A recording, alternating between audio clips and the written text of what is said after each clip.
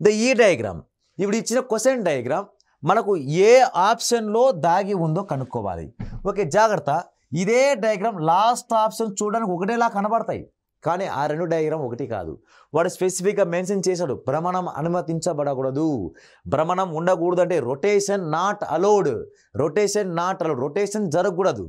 ఇక్కడ ఏం డయాగ్రామ్ ఉందో అదే డయాగ్రామ్ ఇక్కడ ఉండాలి. ఈ రెండు లాస్ట్ డయాగ్రామ్ రెండు ఒకటేనా అంటే రెండు ఒకటి కాదు. అంటే ఇప్పుడు ఆ క్వశ్చన్ డయాగ్రామ్ మనకు ఏ ఆప్షన్లో దాగి ఉందంటే ఇక్కడ ఇలాంటి డయాగ్రామ్ ట్రెపీజియం అంటాం దీన్ని. ఓకే, ఇది ఇక్కడ వరకు దీన్ని ట్రెపీజియం అంటాం. ఈ ట్రెపీజియం ఎక్కడైనా దాగి ఉందా అంటే లేదు, కాబట్టి ఫస్ట్ ఆప్షన్లో లేదు, లాస్ట్ ఆప్షన్ మన ఆన్సరే కాదు.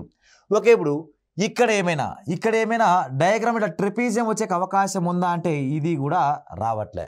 అంటే మనం ఏ ఆప్షన్లో ఆన్సర్ ఉంది అంటే ఒక సి ఆప్షన్లో మాత్రమే మన ఆన్సర్ ఉంది.